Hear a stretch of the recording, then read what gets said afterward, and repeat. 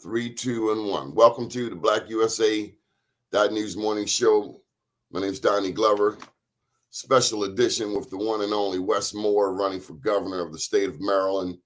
It's been a long time coming, but we have you on these networks. Good morning, Wes Moore.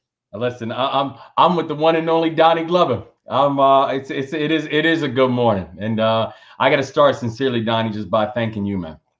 Thanking you for what you have meant to our community for a long period of time, and honestly, just what you've meant to me. It's an example of how we always need to stand up for our community. So as always, it's great to be with you, brother. So thank you.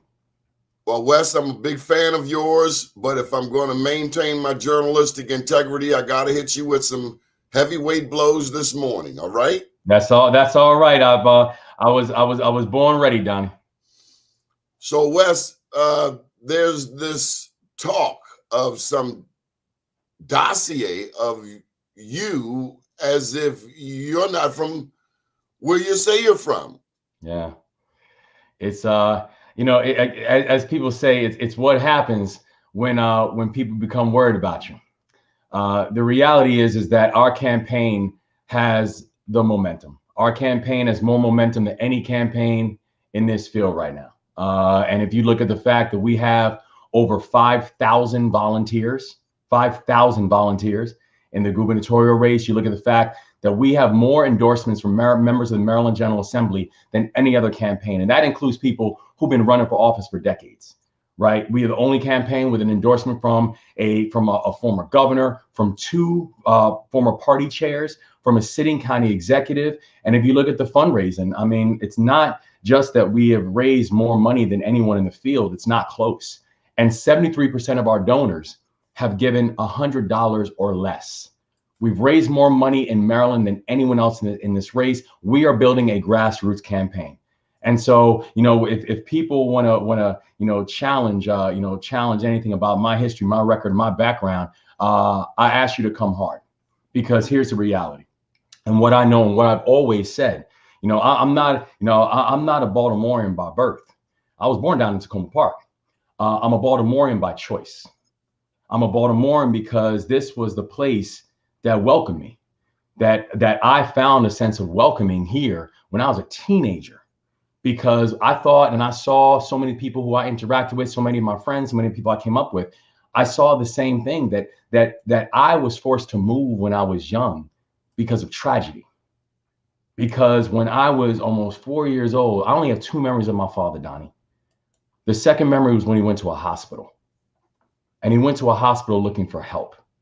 And his face was unshaven and his clothes were disheveled. And there was assumptions about whether or not he had insurance. And when my mom showed up to the hospital, they asked her questions like, is he prone to exaggeration? And he was asked to leave the hospital with the instructions to go home and get some rest. And if it got worse, to come back. And he died in front of me 5 hours later. And I saw how my mom then became a single mom who was now trying to figure out how she was going to raise these three kids on her own. And this was not the life that she prepared for or the life that she prayed for. And she had us go live with my grandparents. And my grandparents were up in New York. My grandfather was a minister, first Black minister in the history of the Dutch Reformed Church, Donnie. A man who was actually born inside this country, born in South Carolina. And the Ku Klux Klan ran him and my family out of this country. And he always vowed to come back. He came back. He went to an HBCU. Both my grandfathers are HBCU graduates. And he became the first Black minister in the history of the Dutch Reformed Church. My grandmother was a public school teacher for 27 years. Was one of them Jamaican? Yes, sir. Yes, sir. That was him. My grandfather was raised in Jamaica after he was born in South Carolina. And my great-grandfather, who was also a minister, was Jamaican. My grandmother was born in Cuba. And then she immigrated to Jamaica. And that's where she and my grandfather met, because she went to a church and there was this young minister, there was this young preacher's kid who was up there leading the congregation at 13 that eventually became her husband. That was my grandfather. And that's how they met in Jamaica. Wagwan to your Jamaican. You already know. So that's my family. That's my story. And I know that even at that point, and Donnie, when I first went to go live with my grandparents, that was the place that I found myself most getting lost, Where I first felt handcuffs on my wrist when I was 11. And I saw how the same realities that I saw in my grandparents' place in the Bronx in New York, when we came back down here, I found there was a community that embraced me. Where I'm going out and hanging out at Shake and Bake. And I'm here and there listening to the songs and trying to talk to the girls and watching everybody scraping up their knees and seeing how we found this place that protected us on the inside from what was happening on the outside. Where I first go in and go get my hair cut over on Saratoga, where I'm sitting there playing ball and learning that people don't call fouls over in Drew Hill. And when I always, no matter where I went, Donnie, whether I was leading soldiers in Afghanistan, where I was an Army captain who led paratroopers in Afghanistan and some of the most chaotic situations and places in the world, where did I come back to? Baltimore. I got an Afghanistan question for you. Yes, sir.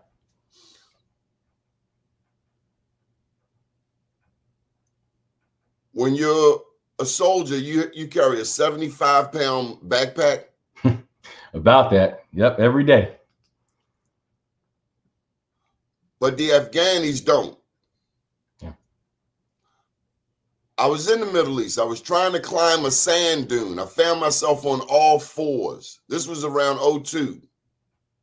September. As a matter of fact, the U.S. was about to invade Jordan.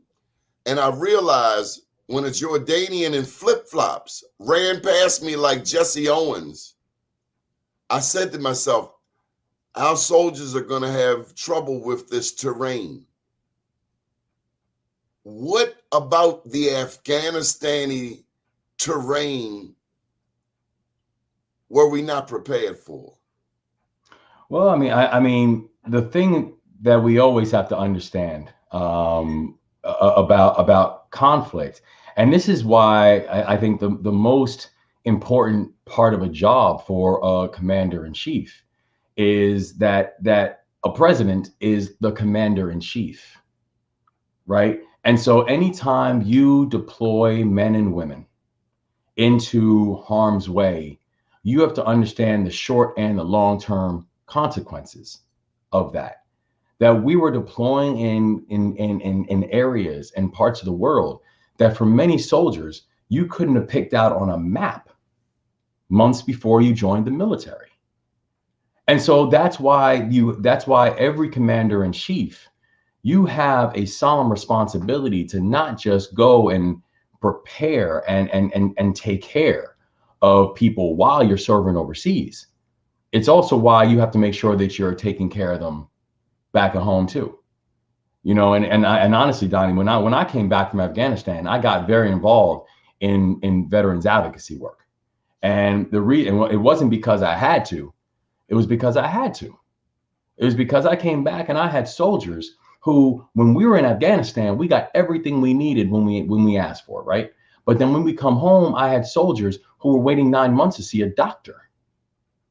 And there was just something functionally unfair about that.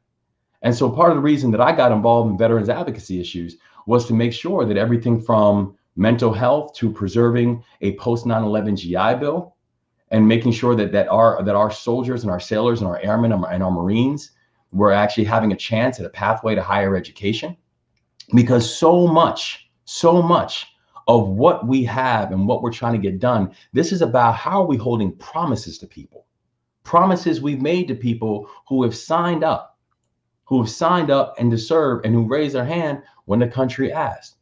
And so it was a remarkable experience for me, because not only was it a moment where even at a very young age where you had your leadership tested and where I was responsible for the lives, where people's lives were put in my hands and I put my lives in their hands. But it was also one of these things that you realize that commitment and that obligation doesn't start when you all redeploy as well. Tell me about a $46 billion budget like the one we have here in the state of Maryland. I know you've managed a couple. Oh, yeah. This is $46 billion. Was it over 24 various state of Maryland departments? How do you manage such a colossal number like $46 billion? Yeah, and actually, Donnie, it's going to be bigger than that.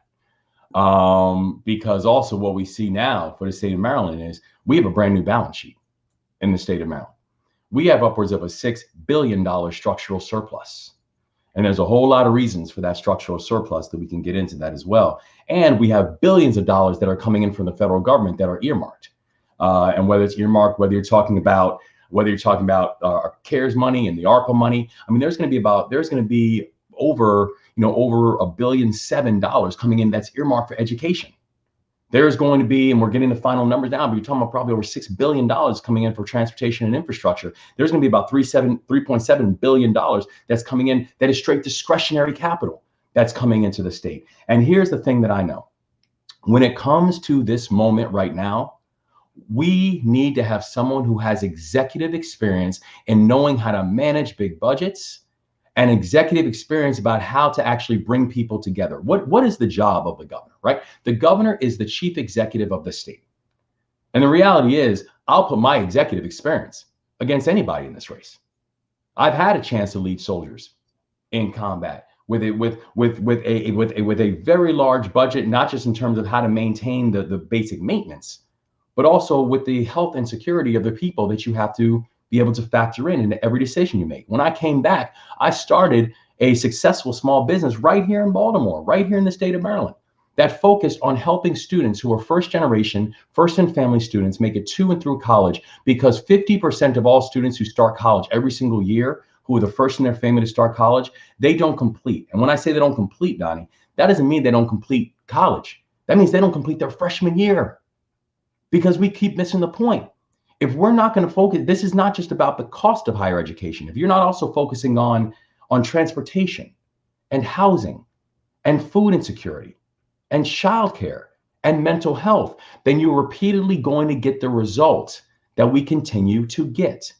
And for the past 5 years, I've been CEO of one of the largest nonprofit organizations in America, where just in my time as CEO, we allocated north of $650 million going towards housing and transportation and education and early childhood and criminal justice reform, and identifying best practices, identifying the best social entrepreneurs, and being able to make sure that they are funded and they are scaled. And in this moment, when we're looking for a chief executive, we're looking for someone that understands how to work cross-sectorally, how to put together a bold vision, right? And then being able to work with members of the General Assembly and executive leadership and the private sector and nonprofits and community activists and the people to be able to make sure that bold vision is realized. That's what I've done for my entire career, Donnie. And whether it's working with people like Senator Antonio Hayes on fair appraisal value in red line neighborhoods, which I was very proud to work with him on that legislation, or whether it was working with Speaker Jones on her groundbreaking Black agenda, or whether it was working and testifying and working with legislators on the blueprint for Maryland's future, which I will not just make sure that we are actualizing, but I will make sure that it's fully funded. I have my experience in being an executive and leading specifically in this moment is second to nobody. So I know that myself and my running mate, Aruna Miller, who is a seasoned legislator, who is a member of the Maryland General Assembly, served on the Ways and Means and the Appropriations Committee, that we're the only ticket that is coming into the space with leadership in the executive branch, legislative branch, private sector, military, and nonprofit. We're ready to go on day one and to take that budget and make sure that budget is focused on how do we grow, but grow equitably, and how are we meeting people where they are. Because right now, our budget and our priorities do not reflect that. I got two questions I got to get in. We only have a couple of minutes. Minority business enterprise and your plans to help make some new Black millionaires. That's one. And then public education, Baltimore and Prince George's, the race for the bottom. So let's start with MBE, Minority Business Enterprise. I know Tim Adams is running for comptroller, as is Brooke Learman. They would represent one of 3 votes on that Board of Public Works. A lot of contracts come through there. How do we get more into the hands of Black business owners? That's right. And let me tell you, Donnie, this is a core part of my why. Let me share with you a quick story. One of the things that I focused on when I was the CEO of one of the largest nonprofits in America was I built an initiative called 90 to 0. 90 to 0 was an initiative that was focusing on the racial wealth gap. The fact that in the state of Maryland, where we have an 8-to-1 racial wealth gap in the state of Maryland, and it's important people understand that there is a difference between income and wealth. You know, oftentimes, even when I speak to people in Prince George's County, and they tell me this is the wealthiest African-American jurisdiction. And I know folks are very proud of that, but the reality is that's not actually accurate. It's the highest income. That's not wealth. Those are two different things. And we need to focus on, and the North Star for our campaign is work, wages, and wealth. All three. And when you're looking at this question of what are we doing to support our MBEs and what are we doing to support Black businesses and supporting wealth. And I remember having this conversation with one of my colleagues when I told them that I was going to leave to go run for governor. And they're like, you know, we have built this thing, a multi-million-dollar franchise that's going to focus on this issue of the wealth gap. Why would you leave and run for governor to work on these issues? And my answer to him was simple. It's like, why do you think these issues exist? We have these gaps because we have policies that are in place that are allowing these gaps to exist and get bigger. So when people are talking about their plans to create Black millionaires, my question to all of them is, how many of you have you created already?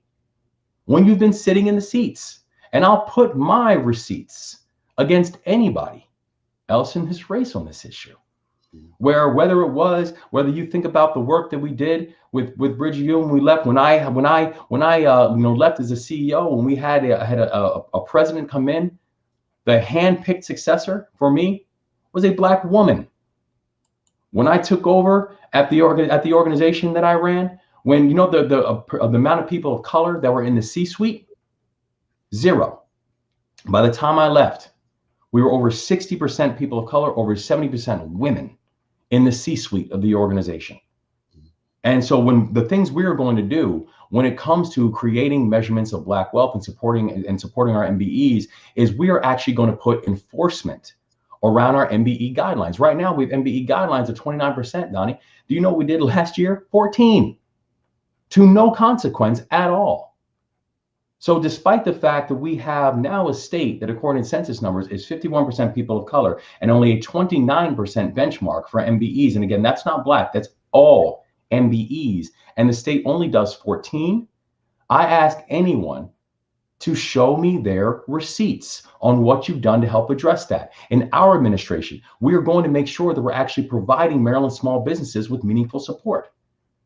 That we're going to make sure that small businesses receive access to the programs and loans that are needed to succeed, but also the institutional support and the guidance that's afforded to established businesses, and making sure that the state office to provide Maryland small businesses is getting general help. This is about curriculum, capital, and customers, that the state of Maryland can uniquely support our MBEs and our WBEs and put enforcement vehicles around those who are not meeting those benchmarks.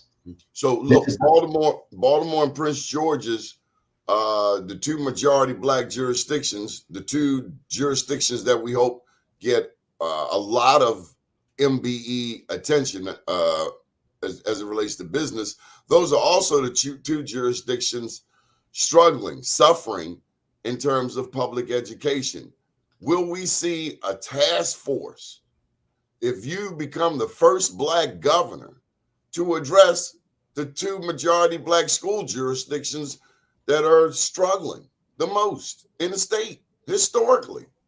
100%, Donnie, but we're not just going to see a task force.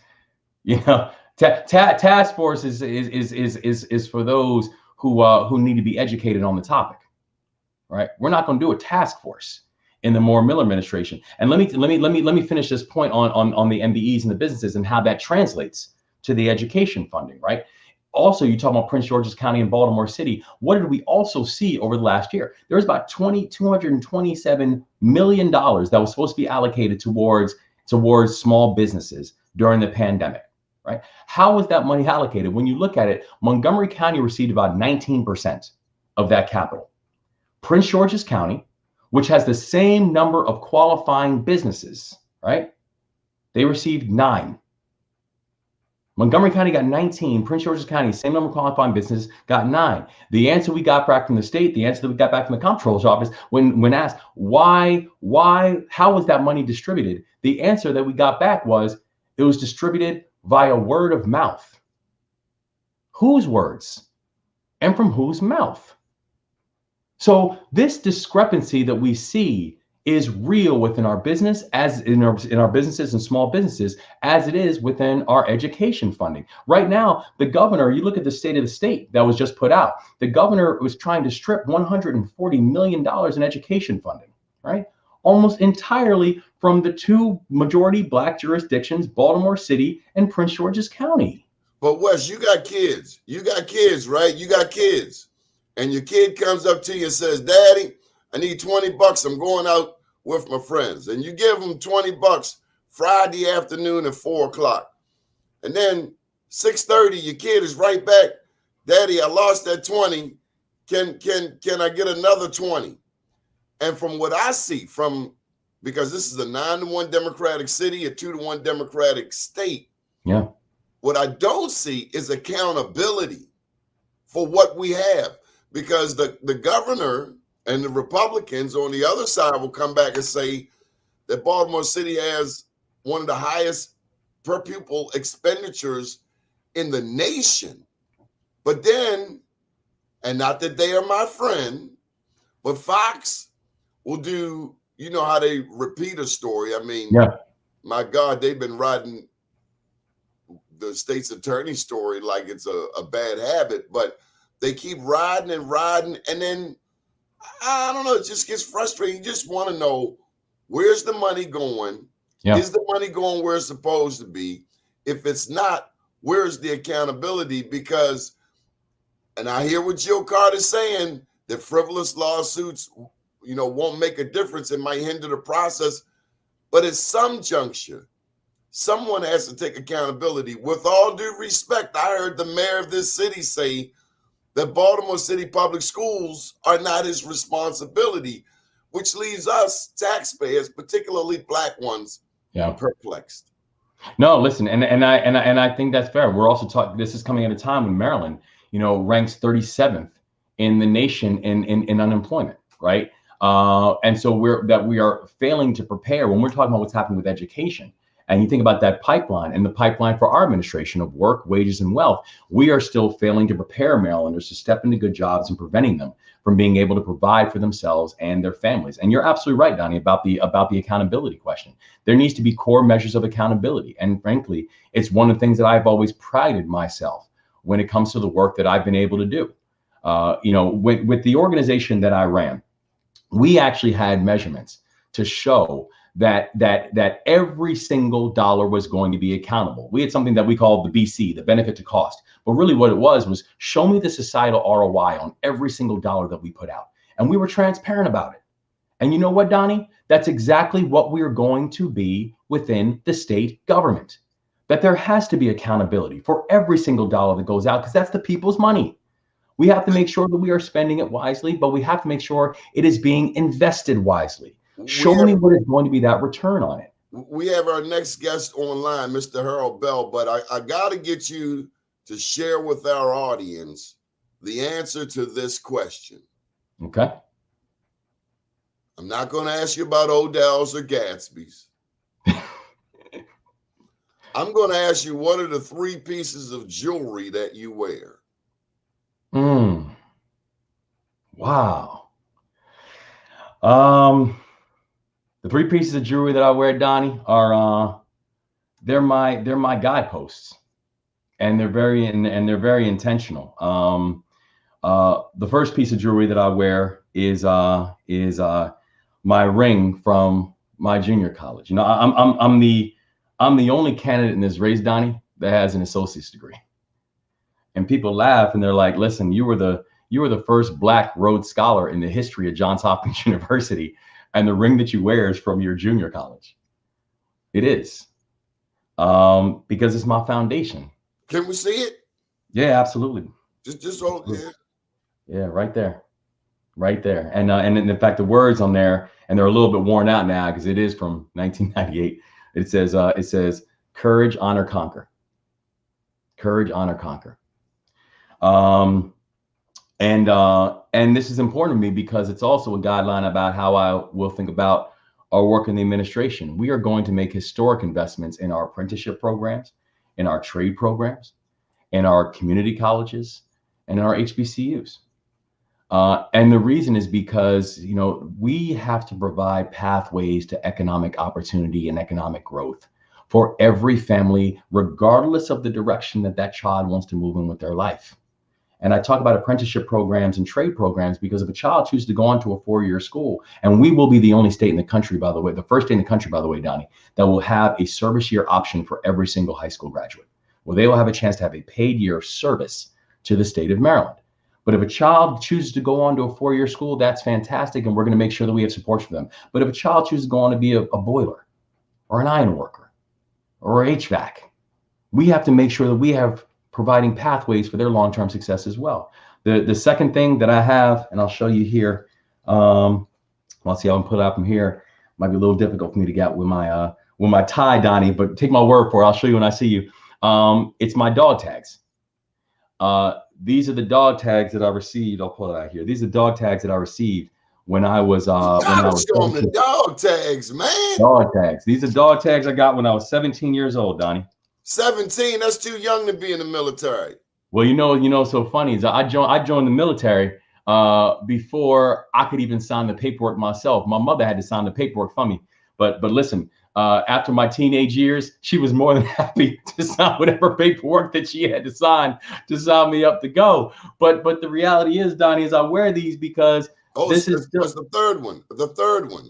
The third one arguably is my most important, Donnie. And that's this. That's my wedding ring. See, I'm trying to make sure you get home safely tonight, okay? Don't. and you know, my wife loves you, Donnie, and she loves you. And I got to tell you, man, my wife is my best friend. She's my heart. She's my anchor. She is my everything. And she is going to make and she is an amazing wife and an amazing mother, and an amazing friend, and she is going to make a phenomenal first lady for this state. So those are the three pieces. It's my dog tags, it's my junior college ring, and it's my wedding ring. These are the things. These are things that give me focus. Where was that junior college again? Fort Valley State? Valley Forge. Valley Forge. Yeah. That was like George Washington type stuff, right? Good deal. Wes, thank you. We got to get you back on the show. Listen, anytime, and I got to tell you sincerely, thank you for your work and for your service. And I'm telling you, I share with you, which I want to share with all your listeners, that we have a unique opportunity to get this right. We have a unique opportunity to not just make history, but this is about how do we make child poverty history? How do we make wealth gaps history? How do we make economic inequality history? That's the moment where we actually can have a state where, as I learned in the military, that we're going to leave nobody behind because we don't have to. So I look forward to getting back with you. Wes Moore for governor. Thank you so much for joining us today. Appreciate you, good brother. Thank you. Yes, sir. Next up, we're going to talk with the young man. Met him over the weekend. How you doing there, Harold? Oh, my. Testing. Let me get a sound check there, Harold.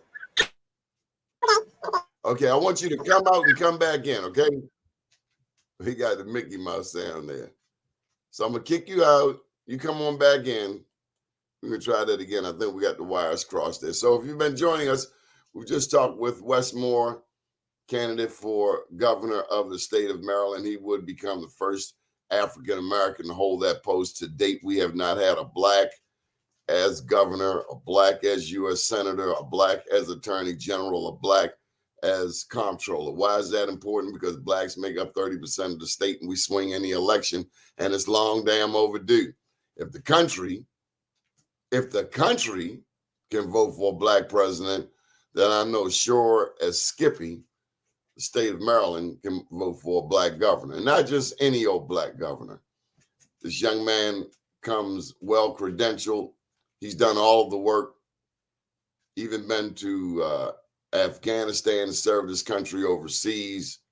He's done the academic work. He's done the entrepreneurial work in terms of running a $240 million nonprofit. And these things are pretty phenomenal. I don't know anybody else that's run a $240 million entity. Maybe, have you, Pharaoh? No, Pharaoh hasn't either. But hey, that's just my small circle. I know a couple of millionaires, and matter of fact, those are the ones that we thank for their support, and do support our sponsors, from Sheriff John Anderson running for re-election, the Darken and Blue, all the way down to Bishop Barry Pest Control. Let me tell you, Bishop Barry will catch anything. He can catch squirrels and gophers and otters. There's no telling what he can do for you. Okay, let's try him again. Mr. Harold. Yes, sir. Can you hear me, Donnie? Oh, that was a lot better. Oh, Mr. Harold, at first they had you sounding like Mickey Mouse on there. I was like, oh my God, that man gonna beat me up. You know how much of them DC cats. Hey man, I'm way behind you in the technology, so whatever you say, I'm following your lead. Now this is Black History Month, right? Right. And I want you to share. I'm gonna take the camera off of me. I've seen my partner do it. Let me put the shift over there. How you rotate this thing around? Maybe I need them to come in and do it for me. All right, well, I'll just do it this way. You met Muhammad Ali. I got to tell you, I saw a post on Facebook yesterday. It said, who was the most famous person that you've ever met? Now, I met a few famous people, but I would say my favorite, undoubtedly, was here in Baltimore at Coppin on North Avenue, and it was Muhammad Ali. And what made him special, what made him great, because I see famous people, even Baltimore famous people, and they got bodyguards.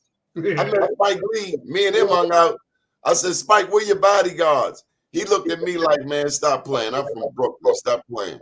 But Muhammad Ali, what made him great, Mr. Earl, he stayed and talked to everybody. He shook every hand.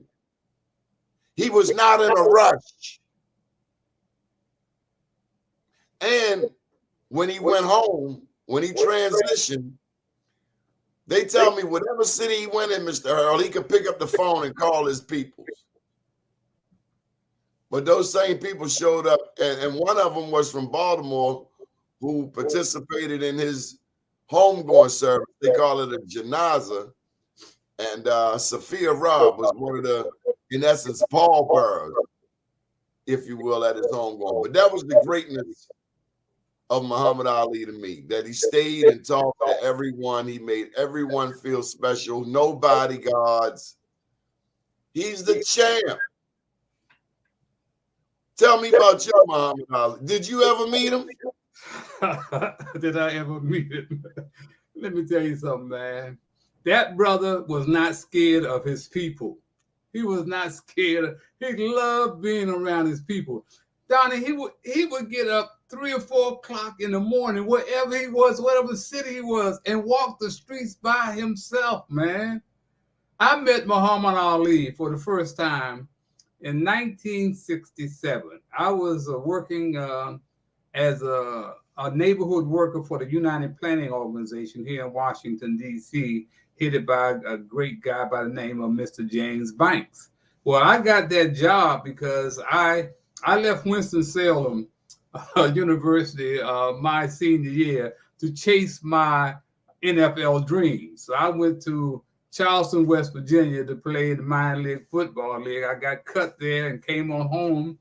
And that was 1965 when I got back to D.C. The first place I went was up to the Howard Theater where all the hustlers and everybody hung out. And the first 2 people I ran into were Petey Green and Marvin Gaye. So Marvin had just come home from the service, and Marvin and I had hooked up, man, when we were just youngsters in high school. And we were great friends. And Petey Green I met in 1957 when I went out to Burning Tree Golf Course, one of the most exclusive golf courses in the country for white men only, to caddy. So now Petey goes to jail. I go to college. Here we end up back at 7:15 years later. So Marvin said, man, I'm getting ready to get out of here again, Harold. He said, I don't know where I'm going, but I'm leaving D.C. So Petey said, what you gonna do, Harold? I said, man, I gotta find a job, man. That's what I gotta do. I said, here I'm with no degree. I done got cut from the minor leagues, and here I am back in Washington, D.C., my hometown. So Petey said, meet me up at the United Planning Organization at 11th and U on Monday morning, and maybe we can find a job for you. And so Petey took me to the United Planning Organization, and Mr. Banks hired 3 neighborhood workers. One was Petey Green, one was Harold Bell, and the other guy was H. Rap Brown. We were the neighborhood workers for the because there was a community, man. So one day I'm standing out in front of Ben's Chili Bowl, and Petey comes and say, man, Muhammad Ali is up on Howard University. I said, well, man, come on, let's go. What are we waiting for? He said, man, I can't go. I got to meet with Mr. Banks. So I walked up onto Howard, by myself, and there was Muhammad Ali with about 200 or 300 students out there, man, and he had their undivided attention, man. They were laughing and serious as he could be. So I worked my way through the crowd, and man, I'm almost nose to nose with him. He ain't paid no attention to me. He kept on talking, man. So about 15 or 20 minutes later, he said, look, I need somebody to show me around the campus, show me around. So he was talking to one of them pretty little girls. He wasn't talking to Harold Bell. So I grabbed him by his hand and said, come on, champ, come on, go with me. So we started to walk down Georgia Avenue back toward the Howard Theater, 7:15. So, man, as we get down over the block, so I turn around and I look, man, it's like a parade, man. All these kids are following us down Georgia Avenue. And Muhammad Ali are talking. He and I are talking. He asked me about, what I'm doing. I said, look, man, I'm working out in the street with our young people, man. He said, Harold will stay out there. So now people are honking the horn at him, man. Ladies are getting out the car, leaving the car in the middle of the street, coming over, hugging and kissing him. And he really, really enjoyed that. So now we get down to 17. And one of my guys named Harvey Cooper comes out and starts shadowboxing with the champ. So the champ takes off his coat, gives it to me, and he starts shadowboxing with Harvey, man. He just had a great time, man. And that was 1960, like I said, 67. So I didn't see him again, Donnie, until 5 years later, man. I had just started my sports show, 1972 Inside Sports, which marks 50 years this year of Inside Sports. So my buddy Harry Barnett and J.D. Bethea, thank you, Donnie, J.D. Bethea, who was writing for the Washington Star newspaper, they called me and said, Harold, come on and ride to Cleveland with us. Muhammad Ali is putting on a boxing exhibition for Children's Hospital. So now, hey, man, this is a great opportunity for me because here I'm just starting my sports talk show, and now I'm going up to Cleveland and see my man again, right? So we get in the car, we drive to Cleveland. I told my wife, Hattie, I said, look, I said, babe, I'm getting ready. I got to go to Cleveland. You understand? She said, okay.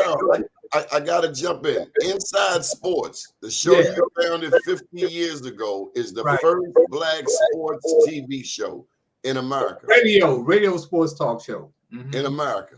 And no, not in Washington, D.C. In D.C., okay. I was the first Black to host and produce his own radio sports talk show in D.C. And this was around the time of Petey Green? Yeah, Petey was my mentor, man. Petey had his own talk show. We worked at UPO together, so he ended up getting a talk show at WOL Radio, right? So when Petey got his show, we hooked up at the golf course. So he said, hey, man, come on, do 5 minutes on my show on Sundays. I had never done any talk show, but he knew I was an athlete and I knew a lot of guys. So that's why I got my start with Petey Green. Petey was my mentor. And we cussed and hollered. We had shout outs, man, but that was my mentor, and I was able to move from there to WOK Radio. But let me tell you, man, going into Cleveland, what happened? I'm with Harry Barnett and Jim Bethea, and we go into the hotel where, it's the headquarters for the boxing thing. So when we go in the hotel, there's Muhammad Ali over there with look like about 50 reporters, and he's holding court once again. So as we get ready to walk through the lobby, he spots me. I haven't seen him in 5 years, Donnie. He hollers, Harold Bell, what you doing this far away from home? I almost fell out, Donnie. I say, wow, man. So everybody's looking, who is Harold Bell? Everybody's looking at me, But that's the kind of man that he was, man. He made everybody feel special, man. You understand? And that's why, this is where I met Don King, Lloyd Price. Lloyd Price was like my mentor, man. Lloyd Price was me to my beautiful brother. He is the one that put Don King in position with Muhammad Ali, man. And like I became like a little brother to Lloyd, so I was able to maneuver my way around. And then Jim Bethea, after the boxing match, that charity boxing match, he said, Harold, come on and have breakfast with me. I'm gonna interview Don King for a story in the newspaper in Washington Star. So I did. So I sat down with Don King. He's flamboyant as ever, and he talking that talk. And he said, Harold, baby, you got to stick with me, baby. We going places. Shit, here it is 50 years later. He's the only one that went someplace. Mr. Harold, there's another celebrity that you know, and I wanna bring this full circle. Okay. We have these journalism schools. You have Howard University there in Washington, D.C. We have Morgan State here in Baltimore. Both of them have radio stations, WHUR, WEAA. Mm-hmm. If it were not for a radio man, well, now he's TV, I wouldn't know you. His name is Mark Clark. What do you think of Mark Clark? Man, let me tell you something, man. Not only what do I think of Mark Clark, what do I think of Joe Gorham, who's at WHUR radio, younger than myself, but always when he would see me, give me my respect. He said, there goes the legend in this town, Harold Bell. I'm at a tribute to Sylvia Morrison, the comedian, and Monique comes to town for the tribute. So my wife and I are invited down to the Renaissance Hotel to attend. So I go down there, and people all over the place, man, celebrities and stuff. So it was too crowded in the reception. So I just came out in the hall, just stood out in the hall. So who breaks out of the reception but Joe Gorham? And he sees me. He said, there goes the legend. The legend is here. He said, Harold, stay right here, man. Don't go nowhere. So he goes back into the reception, and he brings this big guy out. It's Mark Clark. He said, Mark, I want you to meet the real legend in D.C., Harold Bell. This is my man. And that's how Mark and I hooked up, thanks to Joe Gorham. And Mark, of course, man, just down to earth. He and his wife, Allison, had my wife and I on his radio show at WHUR. And then when they left WHUR, of course, Allison was already a television star at Fox News. And Mark, of course, was looking for another job. They brought him up to Channel 9, WSA, CBS. And guess what Mark does? Hey, Harold, I got to bring you up here to Muhammad Ali. He gave me 5 minutes on his show that he was sitting in for somebody else, man, and did that interview with Muhammad Ali and myself. Mark is real, man. So look, all this time, now you play basketball? I played football, basketball, and baseball. I went to tell him on a football, basketball scholarship. Well, you're gonna like this next question. All this time, I thought Coach Butch McAdams was the legend. Hey, Donnie, don't start me, please, man. Donnie, Butch McAdams came up under me. He talk a lot of smack in Baltimore. Yeah, well, Butch got to keep it real, man. You cannot be one of those folks that know everything. You just can't do it, man, unless you don't walk the walk and been out there with everybody. You cannot, pretend that you know everything. See, that's what made my talk show so great.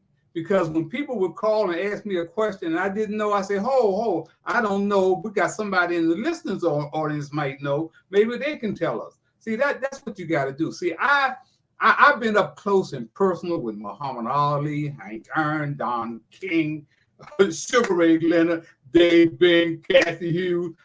James Brown, you name them. I've been up close, man. So when I came into this business, I was already a community legend. You understand? Working with youth gangs in the area. Former high school athlete, all-star team, and everything. So when I came into the business, I didn't have to bring credentials. My credentials were already there as a community legend, sports legend, and everything else. These folks that come into the business today, they don't have that background. So all of a sudden they come in and they make themselves experts on the black community, man. Come on, So if you haven't walked in the shoes, man, you can't. This is where I have to mention two names. Okay. If I don't, I'm going to hell. Okay. There's no way that I can talk about the nation's capital, 45 minutes from Baltimore, and I mention Mayor for Life, and I gotta mention Chuck Brown. Okay. Mayor for Life, Murray Berry. I met Murray in 1965 when he came to Washington. All that crew, H. Rap Brown, Stokey Carmaker, all of them. I was working for the United Planning Organization, that I told you. And Murray came into town. Man, let me tell you something. This brother could have been one of the greatest politicians of all time. He was a smart brother, but he wouldn't listen, Donnie. He wouldn't listen. Murray came in and he took over Pride. He stole Pride from a guy by the name of Catfish Mayfield, who grew up in the housing project that I did. You understand? So Catfish was younger than myself. So there was a shooting during that time. I was with the DC Recreation Department as a roving leader. And one of Catfish's running partners got shot and killed out there on Minnesota Avenue for stealing some cookies by a white cop. So now my boss called me and said, Harold, that's your area out there. Go out there and see what's happening. And I went out there, and of course, Catfish, make a long story short, he ended up getting money to establish Pride and to hire young people in the community. When Murray Berg came up on Catfish, Catfish was an educated guy, so he was able to take the program from Catfish and make it his own. You understand? So I didn't blame Murray for that. I understood exactly what was going on. So Murray, he built from Pride, went on to become, of course, a member of the Board of Education, went from there to the city council, from the city council to mayor. Now, let me make a long story short, man. Didn't he get shot? Didn't he get shot in the picture? Yeah, he got shot. Yeah, he sure did. He got shot at one of those demonstrations by, I don't know what that was all about, but it was a protest. And Murray, of course, he was on the city council. He got shot. Now, let me take it here what everybody wants to hear. Murray was everybody loved the man, but he just would not think with the right head. It was no doubt about it. He was a good person, and we played tennis and stuff together. We fought together. We cussed each other out. So what happened when I was working the riots, 1968, the most powerful guy, black guy in the police department was a guy by the name of Tillman O'Brien. So when the riot broke out on April 4th, I know exactly where I was. I was standing on the corner with Willie Wood, who was NFL Hall of Famer, Green Bay Packers, and everything. But when Willie would come home, he wasn't making that big money these guys made today. So he had to get a second job, either as a teacher or with the DC Recreation Department. So Willie and I were hanging out, man, when my man, Dr. King got shot. It was a beautiful day, man. We just had lunch and Shea Maurice, and we standing on the corner, everybody hollering at Willie. Everybody knew Willie. So all of a sudden, this guy, Harvey Cooper, I was telling you about, that was shadowboxing with Muhammad Ali. He comes by in a car and hollers out the window, "Hey, Harold, they just shot and killed Dr. King in Memphis." So I looked, Willie looked at me. What the hell is going on? What is he talking about? We didn't know where he was playing or what. Now, everybody comes out of the restaurant, and we just left, and everybody said, "Yeah, man, they just shot Dr. King in Memphis, man." So now the riot breaks out. Tillman O'Brien, that police officer, that black guy I was telling you about, he calls my boss at the DC Recreation Department and says, "Send Harold Bell down here to the precinct. I need to see Harold." So I go down to the precinct, man. So the lady sitting on the desk said, "Mr. Bell, Chief is waiting for you downstairs. I go downstairs, man. There are all these cops, man, this riot gear. You know, they got their rifles and things. What the hell is going on? So Chief said, Harold, come here, come here. So I go up there. I said, what's happening, Chief? He said, put your hand up. I said, what? He said, I'm swearing you in as a police officer. And he gave me a badge. So I said, Chief, what you want me to do? He said, Harold, we need you out there, man. Everybody knows you. And you may say some lies. I said, Chief, where's the gun? Where's my gun? Harold, I can't give you a gun, but you're going to be all right. So I go out there for 3 days and 3 nights, man, with the riots. I meet an undercover FBI agent by the name of Wayne Davis. Wayne is undercover. Wayne goes on to become the FBI director in Detroit. Well, Wayne and I became friends, and Wayne would pull my coattail when some of my guys were in trouble. Say, Harold, tell your man to back up. You know, we coming after him. So okay, you gotta shift gears because we only got a couple minutes. Okay, so now, let me tell you. Now he tells me about Mern Bird. He said, tell Mern to step back because we're coming after him. So I go up to Face's restaurant, which is the in-crowd place, and I see William Stays, who is his driver, a cop. So I tell Stays, man, go in there and get Mern and tell him I need to see him. Mern comes out and we talk. He said, hey, Harold, what's up? I said, Mern, you got to step back, man. They're coming after you. So he said, oh, man, Harold, I got everything covered. Well, Stays look at me. Mern walks back into the restaurant. He said, Harold, you can't do no more than that. 3 months later, the bitch set him up. He didn't listen. Okay, so let me shift gears over to Chuck Brown. Oh, Chuck. Mm-hmm. Yeah, Chuck. Chuck is a legend, man. I met Chuck, man, back in the day, man. I was one of the first. Me and Bobby Bennett were the first to give him a tribute at the Old Classic Club out there in Maryland, man, right off the Beltway. And Chuck, Chuck went on to become the godfather of go-go in this town. I got one more question. What was the black strip in DC that would be considered your Black Wall Street? Was it 4th Street? It was Georgia Avenue, man. Georgia Avenue. Okay. Yeah, it was Georgia Avenue, man. That was black. That's where it was a hotel there. That's where what's the man? Murphy had his hotel. Black Hotel. Yeah, the Black Hotel, the Harambe House. That was the Black Hotel. Ed Murphy. He built a restaurant across the street. The restaurant was next to the hotel. So that was the strip, man, with Sam Cave's record shops and all that other stuff, man. All that stuff was up and down Georgia Avenue. Now, I got a quick question for you. Could you go to the parties at Howard University? No, I didn't party with no Howard University. There was too many phony people up there, man. Hold up. Because you know my complexion. I heard they had a paper bag test.